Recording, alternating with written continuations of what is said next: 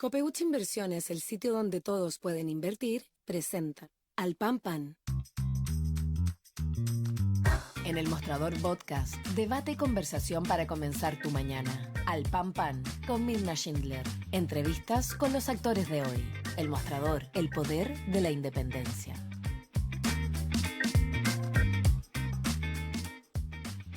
¿Qué tal? ¿Cómo están ustedes? Muy buenos días. Iniciamos una nueva semana aquí en Al Pan Pan por el mostrador.cl. Una semana que va a estar marcada el miércoles 21 por la formalización, entre otros, del abogado Luis Hermosilla, también Leonarda Villalobos y, por cierto, dos funcionarios, al menos dos funcionarios públicos que van a ser también formalizados por los delitos de cohecho. En el caso puntual de Luis Hermosilla, se lo va a formalizar por 3 delitos: soborno consumado y reiterado, delitos tributarios y lavado de activos. Y lo que muchos se preguntan es, bueno, lo que ha sostenido su hermano, Juan Pablo Hermosilla, que es además el abogado defensor de Luis Hermosilla.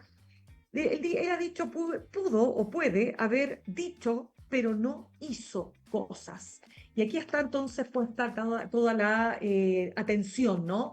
¿Será capaz el fiscal Felipe Sepúlveda de demostrar que efectivamente cometió esos delitos? Y queremos conversarlo con un ex fiscal, además fue fiscal regional de O'Higgins, Emiliano Arias. Emiliano, gracias por estar con nosotros esta mañana. Gusto de tenerte nuevamente. Buenos días, Mina. No, gracias a ustedes por invitarme.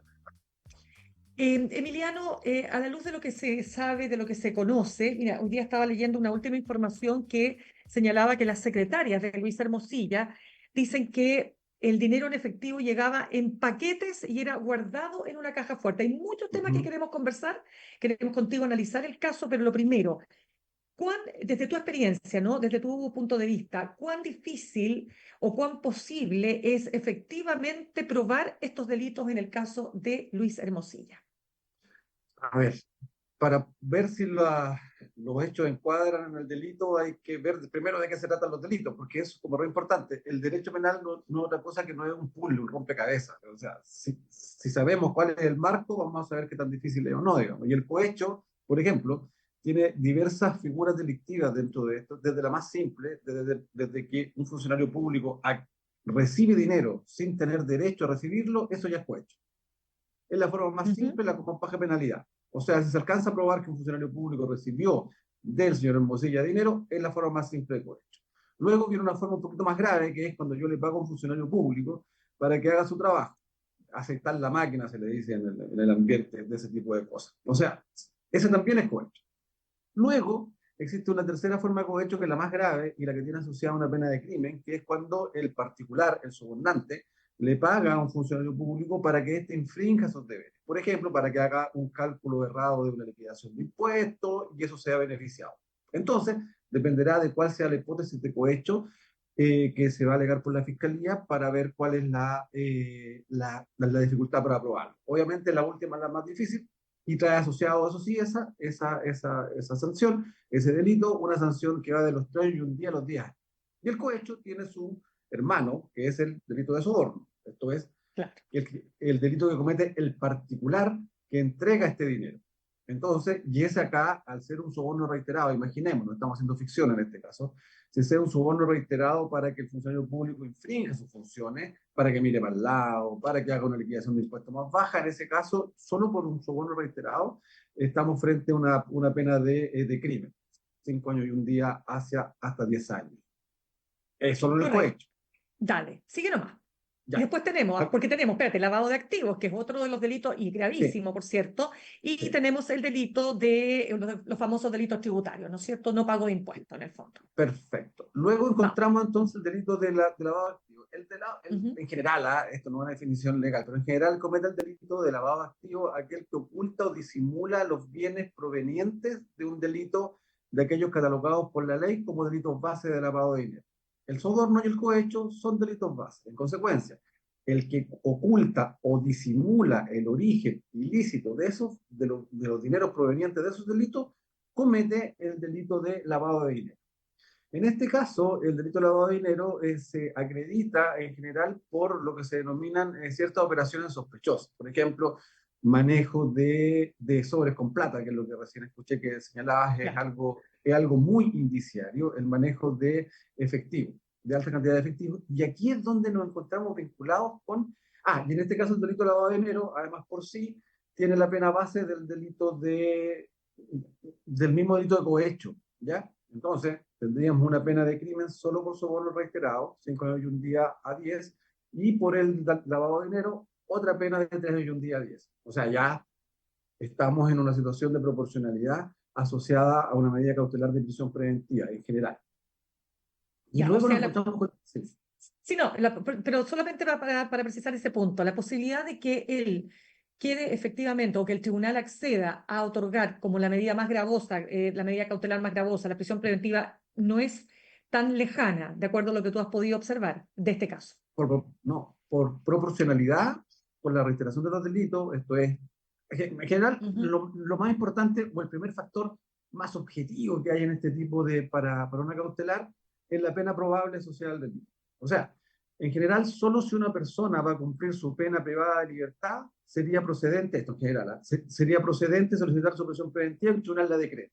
Entonces, si no, estamos en el marco penal, solamente hemos analizado el cohecho y el lavado de dinero, aún no el delito ujú. tributario, ese marco penal ya da una pena probable que necesariamente debe ser cumplida en prisión, preso, sin ningún tipo de beneficio si es que el sujeto resultare condenado. En consecuencia, por proporcionalidad, sí, lo más probable, es altamente probable, es casi seguro en realidad, de que se le va a solicitar la medida cautelar de prisión preventiva, que es la más gravosa y es la más exigente en orden a la acreditación de los elementos del delito que se invoquen por el fiscal en esa audiencia. Luego entramos ya al delito tributario. El delito tributario que, como todos sabemos, requiere de una denuncia o querella al Servicio de Impuestos Internos para que el Ministerio Público pueda formalizar. En este caso existe una querella y hay que decirlo, yo me fui en mayo de la Fiscalía y pude Ujú. ver varias querellas del Servicio de Impuestos Internos que volvieron a lo que eran las antiguas querellas pre-periodo oscuro del caso Sukimich, que fueron muy Mm. limitantes, sino que son querellas contra todos los que resulten responsables y, en definitiva, por los hechos que se adviertan y lo que se puedan advertir que sean constitutivos del delito tributario. En cuanto al delito tributario, también muy en general. En general se comete delito tributario cuando yo lo que hago es no pagar al fisco los impuestos que debo pagar. Esto que son declaraciones maliciosamente falsas.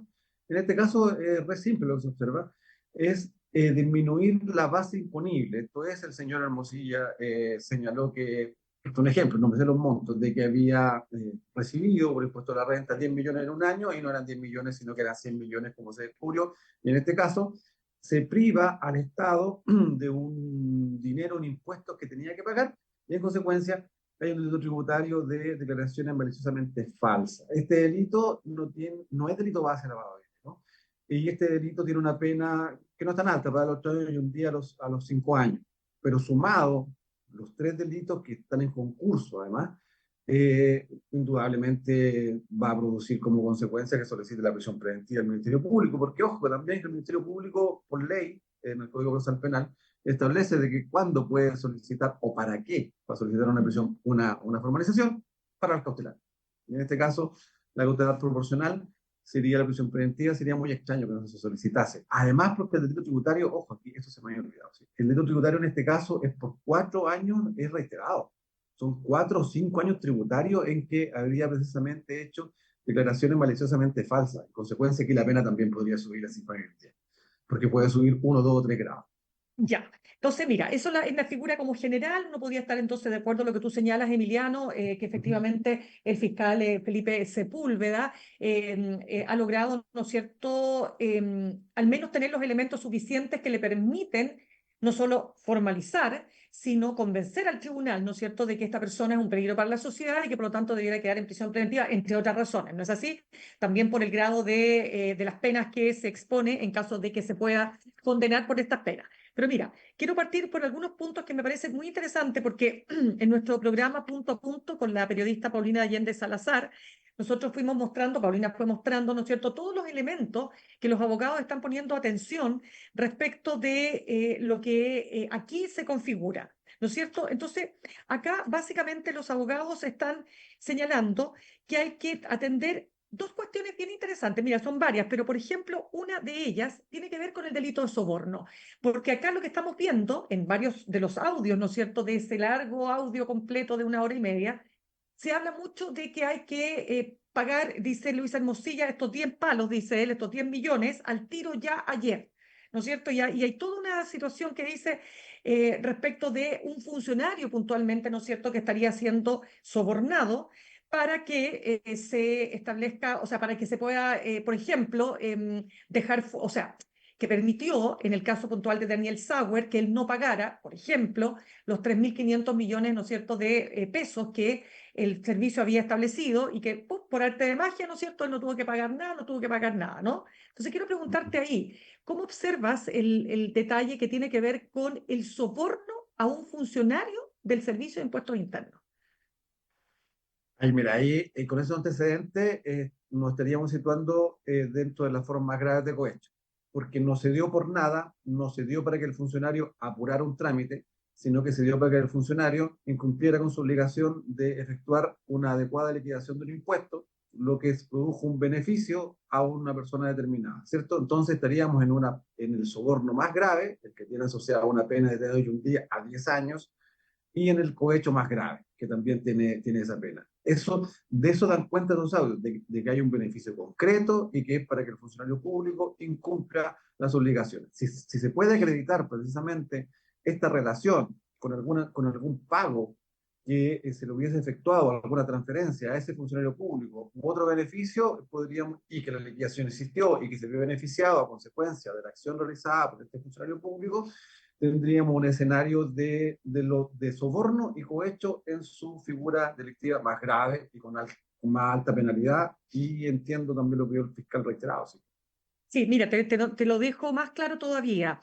Dice sí lo siguiente, en diciembre de 2017, una funcionaria del Servicio de Impuestos Internos rechazó un recurso administrativo que había sido presentado por Sauer para anular precisamente las liquidaciones de impuestos que se le habían establecido, ¿no es cierto?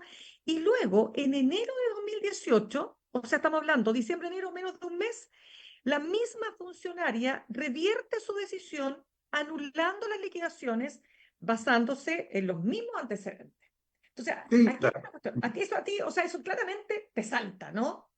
No, por supuesto, y salta, como te decía, en la figura más grave de cohecho. Sí, eso es lo importante. ¿De cuál era la que estábamos hablando para ver la proporcionalidad de la pena? Ahora, a ver, también en lo que dice relación con la prisión preventiva, el estándar más alto de acreditación de una cautelar, pero no es un estándar de condena.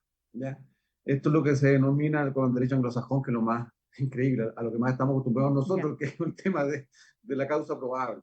O sea, que es la causa probable de que el fiscal lleve este caso a juicio con probabilidades de éxito obtener una condena. En consecuencia, evidentemente, estos autos que conocimos hace 9 meses, lo lógico, y conociendo cómo trabaja la Fiscalía de Oriente, es que no va a llegar solamente con este audio. Precisamente todos los aspectos que nosotros estamos hablando han sido reforzados porque, y no han sido desestimados, porque recordemos que el Ministerio Público debe obrar conforme al principio de objetividad. En este caso, evidentemente, en base a esos audios, con una defensa activa, que es una defensa que además va por la absoluta inocencia, por así decirlo, o por la no existencia de delitos, más que nada. Es una defensa activa que ha declarado, entonces se han entregado antecedentes que en un momento el Ministerio Público y el creyente tuvo la balanza para solicitar lo que hizo, y está más corta la formalización. Así que debería llegar con mucho más antecedentes en relación a esos hechos. Ahora, en tu experiencia, Emiliano Arias, después de todo lo que tú viste, ¿no es cierto?, como fiscal regional, en este caso, ¿no es cierto?, de O'Higgins, o sea, la pregunta, porque puede parecer muy inocente la pregunta, ¿no? Pero claro, uno puede sospechar que obviamente hay corrupción en el Estado, ¿no? Que funcionarios se corrompen.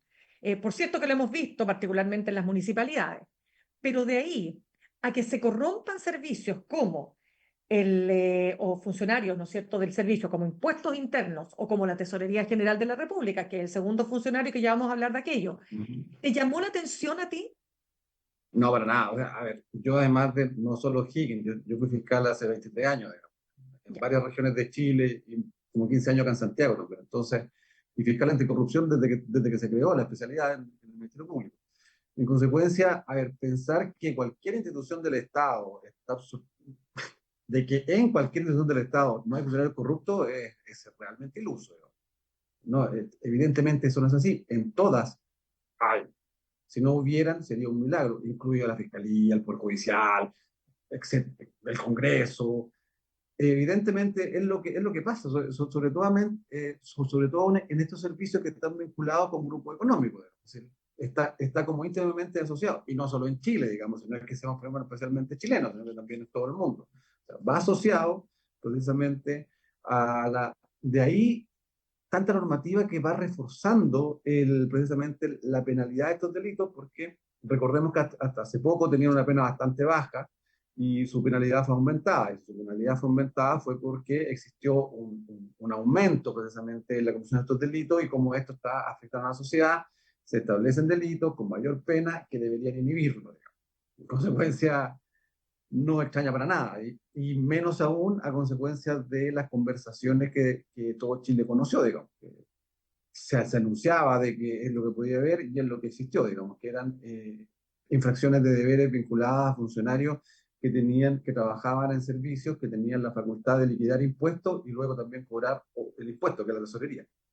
Claro, pero espérame, porque aquí es que, ¿por qué te lo planteo también, Emiliano Arias? Porque te acuerdas que al comienzo, cuando se conoce este caso, digamos, hay una mirada, hay una forma de entender aquí lo que ocurrió, y algunos señalaban que era también probable que aquí hubiera mucho de bravuconada, ¿no es cierto? O sea, Ah, sí. tratar de engañar al cliente, pero que en Mm. realidad, como dice Juan Pablo Hermosilla, fueron cosas que se hicieron, o sea, que se dijeron, pero que no se hicieron. Entonces, es distinto que yo haga creer al cliente, ¿no es cierto?, que estoy sobornando a uno u otro y en realidad es para mi propio beneficio. Por eso te Sí, pregunto. sí. Mira, en general, salvo la ley de droga, digamos, los pensamientos o lo que se dice no se pena. Eso no es delito. Por supuesto.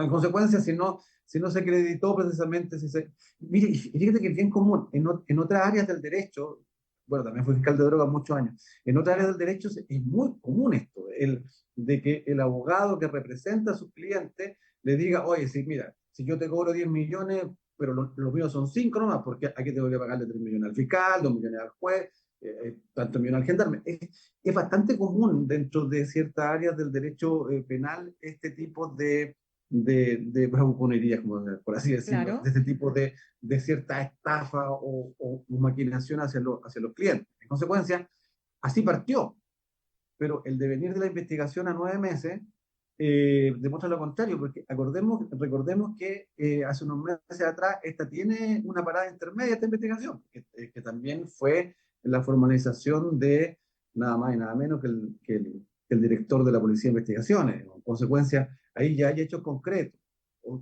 También puede surgir, porque estas son todas hipótesis, yo no conozco los antecedentes.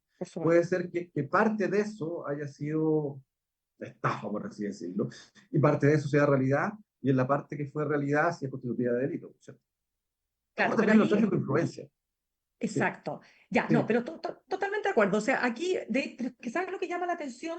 Que el funcionario del Servicio de Impuestos Internos es una persona muy joven, que algunos, 28 años, entre paréntesis, eso no implica nada, o sea, puede ser un ladrón y delincuente, por supuesto, con 28 y con menos. Si la pregunta es la siguiente, porque tiene un rango muy bajo. Entonces la pregunta es si es que acaso, y es lo que se va a tener que determinar, si él actuó solo o si efectivamente alguien está más arriba de él, ¿no?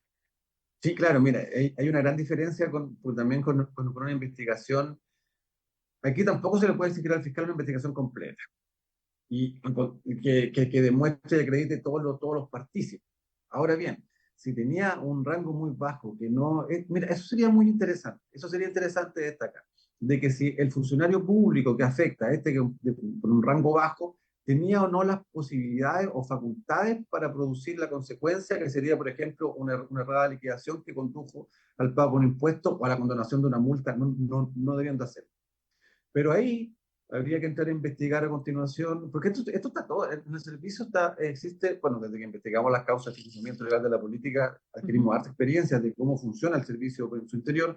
Fíjate que la trazabilidad de las operaciones que ellos realizan es muy buena. Consecuencia, el uso de la clave de la operación, lo que se hizo, etcétera. Así, si no tenía facultades para hacerlo, sí perfectamente pudo haber sido utilizando otra clave o una serie de hipótesis que el fiscal tuvo que tener en consideración, porque, ojo acá también, el día miércoles la Fiscalía, y bueno, todo Chile va a estar poniendo muchísima Claro. atención a esta audiencia, así que no, que sea una formalización temeraria es bastante difícil. Lo que llama la atención, fíjate, Mirna, es que ¿Ya? es la posición de la defensa, porque la posición de la defensa en este caso es precisamente que no existe el delito. En consecuencia, todas estas penas, algo que se me olvidó mencionar, todas estas penas, para determinar la pena concreta o probable, entra a jugar también acá las circunstancias atenuantes.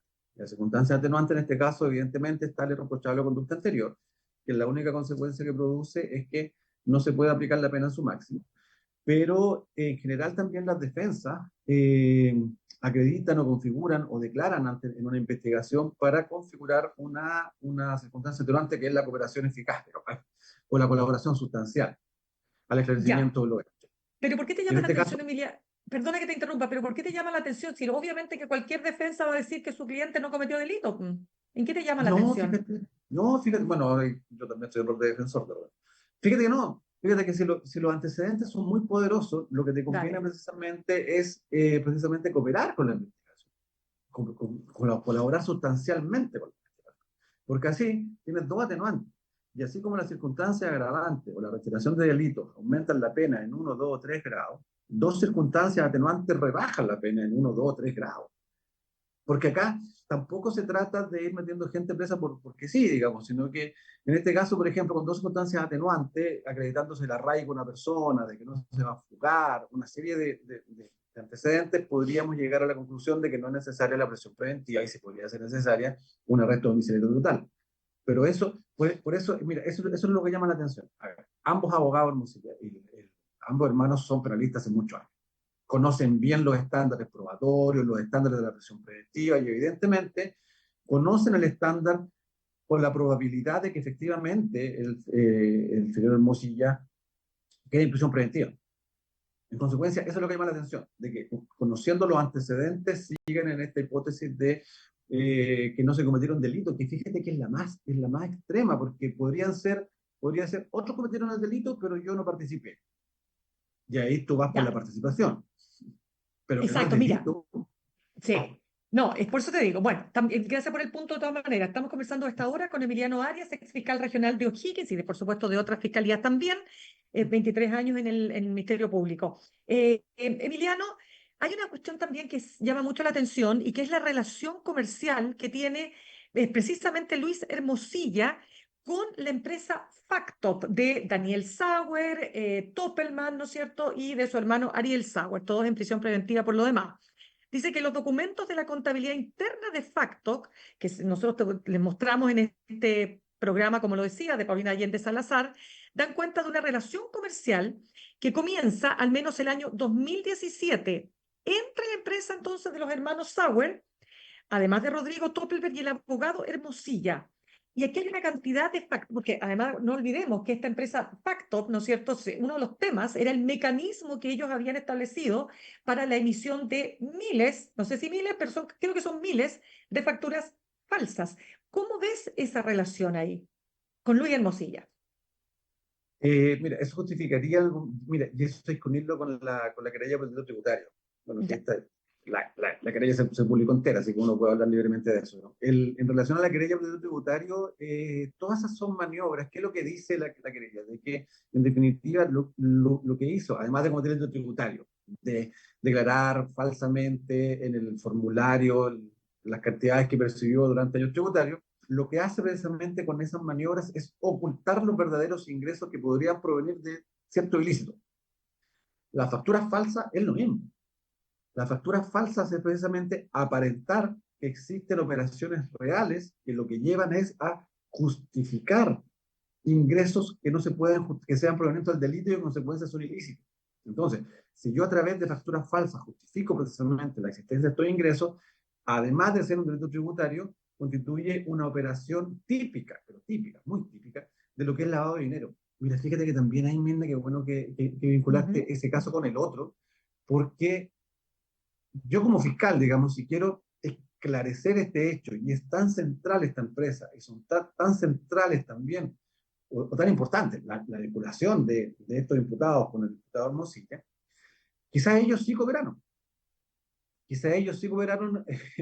hicieron una colaboración sustancial con el crecimiento de los hechos estando en prisión preventiva y entregaron antecedentes que quizás fueron configurando los antecedentes del delito que afectaba a aquel que aún no participaba. Porque mira, la colaboración sustancial no solamente es decir, sí, yo estuve ahí, yo cometí el delito. No, eso algunos tribunales lo consideran, ¿no? Pero en general podemos entender por colaboración sustancial de crecimiento de los hechos que el imputado entrega antecedentes que llevan a la fiscalía a acreditar la participación de otros imputados o que llevan a la fiscalía a la acreditación de otros delitos. Entonces también aquí no hay que dejar de ver qué habría pasado en esa investigación, porque evidentemente llevan bastante tiempo en prisión preventiva y se acreditó un presupuesto material importante, una audiencia bastante larga, confirmada por la Corte, por recursos de amparo, etcétera, etcétera. En consecuencia, la única posibilidad que van teniendo ciertos imputados en esos eventos es colaborar con la investigación y quizás entregaron antecedentes que vincularon al señor Hermosilla en estas operaciones. Claro, porque fíjate que, bueno, ahí está el delito, uno de los bien gravosos, que es precisamente con penas, quiero decir, muy gravosas, como el delito de lavado de activos. Porque fíjate que, ¿cómo se entiende esto? Que Luis Hermosilla, digamos que hay entre las facturas que están siendo investigadas, que están a nombre de Luis Hermosilla, mira, es la comercial Textil Cico Limitada, que pertenece a los Sauer y su giro declarado ante el Servicio de Impuestos Internos es venta por menor de telas, lanas, hilos, además de prendas de vestir, etcétera. Y que además es un documento que nosotros mostramos en el programa, muestra que desde el año 2020 hay facturas y notas de crédito emitidas a Luis Hermosilla con su RUT de persona natural, pese a que su giro declarado, obviamente ante el Servicio de Impuestos Internos, es el de asesoramiento y representación jurídica. Eso, a lo menos, es extraño, ¿o no? Sí, mira, fíjate que es bien común, Mirna, y en este caso se vincula bastante con este fenómeno, digamos, que uno es como era como la certeza de la absoluta impunidad con la cual yo realizo las actuaciones, digamos. Porque de verdad, a ver, influencias reales o imaginarias pensaba tener el señor Hermosilla, que lo hacían precisamente cometer estos errores que son casi infantiles de alguien que está cometiendo o participa en un delito tributario o esta forma tan burda de lavar dinero, digamos, de emitir precisamente facturas respecto a operaciones que evidentemente yo no realizo, digamos, de precisamente tener a ver si es bastante simple, según con un levantamiento secreto bancario se determinó lo que era precisamente el hecho del delito de disminuir maliciosamente la base imponible del impuesto a la renta. Entonces, también por ahí se explica ese tipo de actuaciones tan burdas y tan identificables, porque al parecer pensaba gozar de cierto grado de impunidad, que si es que fuera responsable, porque no hay que olvidar la presunción de inocencia, que es una institución muy importante que se va a poner a prueba precisamente este miércoles, porque también para la defensa es muy difícil, digamos, ¿sí? Es como un ícono de este asunto, se va a poner a prueba la independencia y la imparcialidad que debe tener el juez de garantía que va sopesar precisamente estos hechos para decretar o no la presión preventiva, digamos, la presión mediática y etcétera, digamos. ¿A ti te llama la atención que él se haya comprado un departamento en Concón y que no lo inscribiera en el conservador de bienes raíces y que se pudo determinar precisamente a propósito del levantamiento del secreto bancario porque él pagaba los gastos comunes? ¿Te llama la atención que no lo haya inscrito? Con el diario El Día Domingo en la mano no me llama la atención. Evidentemente, si tú me dices esto antes de todo esto, no, imposible. Diría uno, aquí debe haber un error. O sea, si yo estoy comprando lana, digamos, evidentemente te digo, o yo ahora me puedo comprar globo, digamos, por mucho, por gran cantidad de dinero, claro, uno dice, acá debe haber un error, pero ahora viendo que es como una constante, precisamente, no aparece como un error, sino que aparece como una operación sospechosa, que es lo que lleva un conjunto de operaciones sospechosas, van creando indicios de la comisión del delito de lavado de dinero. Siempre que exista un delito base que sea de lavado de dinero. Y en este caso, el cohecho y soborno. El tributario no. Hay otro delito tributario, que es el más grave de todos, que sí es base para lavado de dinero, pero este no. Pero igual, el cohecho y soborno sí. Ya, y lo último, porque necesito también, ya nos va acabando el tiempo, no, pero bueno, hay muchos movimientos ¿No? sospechosos de dinero, Sí, de sí. hecho se calculan 800 millones, solo lo que defraudó, o sea, solo lo que perdió el fisco por rebajar, ¿no es cierto?, la base tributaria y todos estos chanchullos. Pero te quiero preguntar respecto del fiscal Felipe Sepúlveda. ¿Qué opinas tú de Felipe Sepúlveda? ¿Qué crees tú? Yo tengo entendido que es un fiscal que goza de bastante prestigio, pero me gustaría mucho también preguntarte a ti. ¿Cómo ves? Porque tiene sobre sus hombros un tremendo desafío, que es demostrarle a la justicia en esta primera etapa, ¿no es cierto?, que este señor evidentemente pudo haber cometido estos delitos y por lo tanto prisión preventiva, pero lógicamente una vez que se abra la investigación es definitivamente demostrar que los cometió, ¿no? Y que sea condenado por aquello. Sí. Mira, fíjate que es que yo lo conozco todo, porque son fiscales antiguos. Entonces, claro, Ya, uno además tiene un conocimiento personal, sí, pero además aquí relevar lo siguiente, no es solo el fiscal cuando el que está, digamos, sino que es todo un equipo.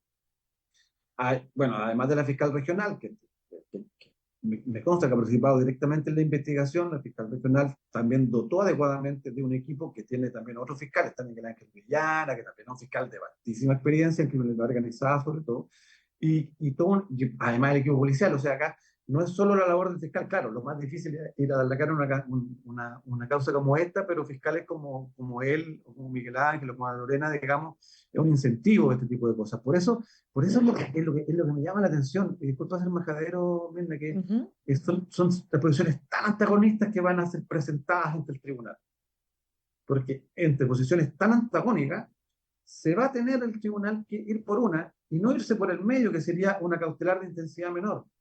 Si yo estoy diciendo que no hay delito, yo estoy diciendo en este caso que existen de los delitos más graves de corrupción que establece nuestro ordenamiento jurídico, es bien difícil que exista un término medio que le permita rebajar. O sea, aquí lo que se está jugando, según lo que se ha visto hasta ahora, es o prisión preventiva o para la casa, que es bastante difícil, digamos, porque no se condice otro tipo de escenario con la postura que hemos visto públicamente actualmente manifestada por los intervinientes. claro, y ahí vamos a ver, como dices tú, cómo va a actuar el tribunal, sobre todo si tenemos dos antecedentes previos, como fue caso Macaya, ¿no es cierto? Y anteriormente lo que pasó con Daniel Jadwe. Lo último ahora sí, porque sabes que me acordé de lo siguiente. ¿Cómo se Sí. entiende esto que te voy a preguntar? ¿Cómo se entiende la declaración de Hermosilla de que Daniel Sauer pagó 30.000 euros en 2019 por un informe en derecho de un profesor experto alemán? Que fue utilizando una cuenta que él tenía en el extranjero para pagar la defensa del entonces ministro Andrés Chadwick, que estaba siendo acusado constitucionalmente. Es súper extraño.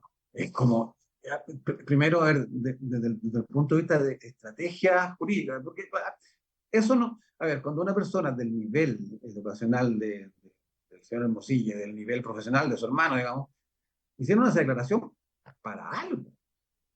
Obviamente no es una declaración, son declaraciones absolutamente preparadas las que se realizan. Y en este caso no se avisora cómo podría favorecer o conducir una colaboración sustancial al esclarecimiento de los hechos, cuando no se refiere a otros hechos absolutamente nuevos.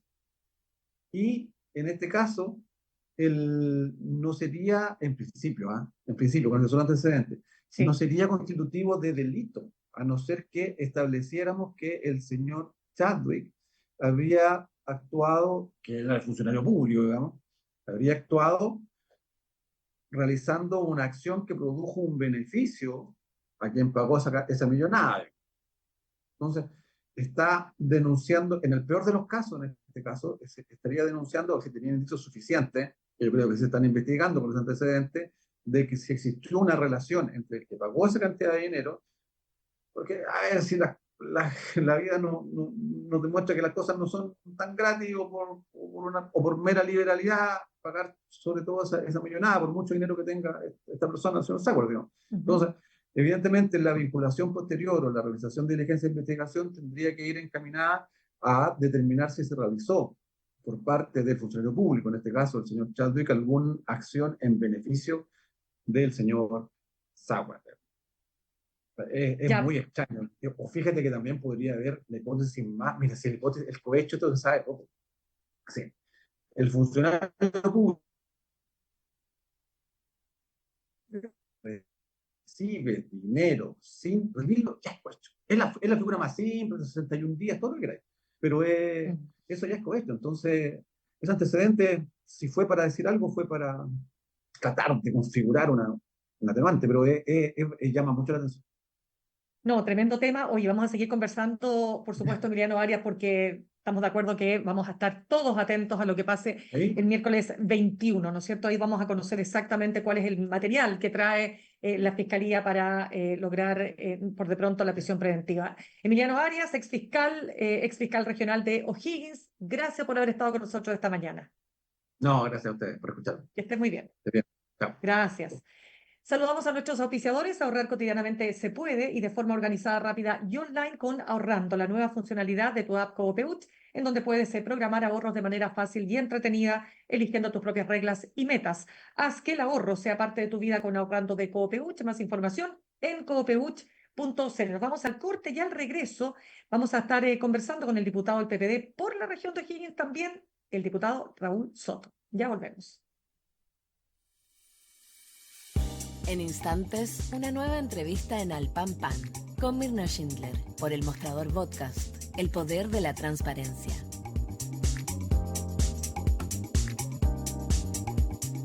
En Coopeuch cada vez somos más socios. Y cada año tenemos una buena noticia.